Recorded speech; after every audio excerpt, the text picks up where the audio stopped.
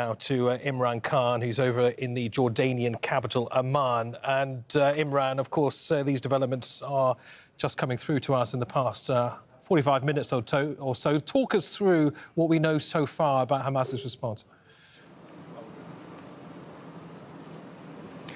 Well, what Hamas have told Al Jazeera is there are amendments they want to the ceasefire proposal. Firstly, what they're saying is they want a complete withdrawal from the entire Gaza Strip, and that includes the Rafah Crossing and the Philadelphia Corridor. The Philadelphia Corridor is basically the border between Egypt and the Gaza Strip.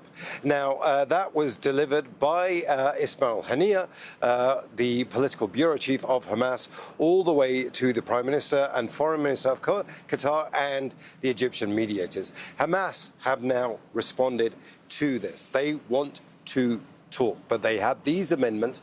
It's all about whether Israel now is willing to accept those amendments. The fact that Hamas have responded actually means that there is a movement on these ceasefire talks. These ceasefire talks had actually stalled for a very long time. Antony Blinken, the US Secretary of State, has been in the region, and he has always said during his visit over the last couple of days that this is about Hamas. Hamas need to respond. Hamas, the onus is on Hamas to be able to say yes to the deal. Well, Hamas have now responded. So that kind of goes away now. So Hamas also, about 4 or 5 hours ago, said that they were willing to send negotiators. So Hamas are now playing ball effectively. But Israel has a problem now, and here's the effective problem.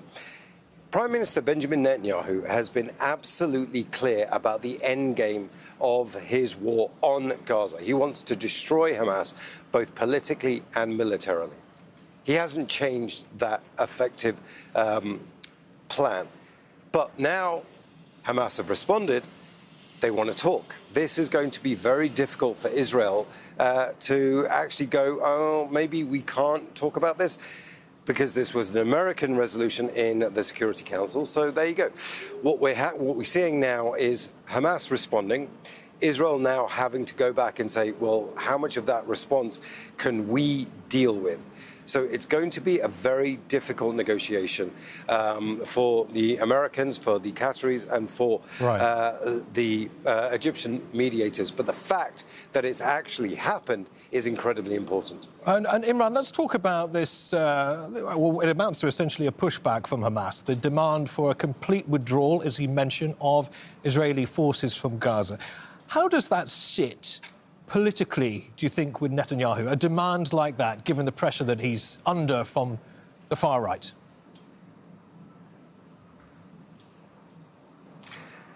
Well, the far-right part of his government have always been very clear. Go in, flatten Gaza, and destroy Hamas.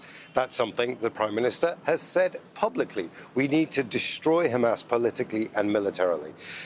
So the fact that Hamas are now saying, well, you need to withdraw from the entire Gaza Strip, including Rafah and the Philadelphia Corridor, is not going to sit well.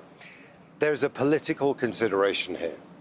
64 seats of the Israeli Knesset, that's all it takes for Prime Minister Benjamin Netanyahu to remain in power.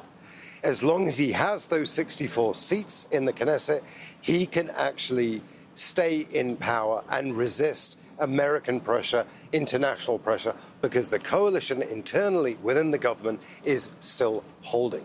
The minute he starts to kind of weaken that coalition by saying, OK, so maybe we withdraw our troops, if that's what it takes to get a ceasefire, maybe that's what it takes to get our captives out, that's going to have an impact on the political future of this.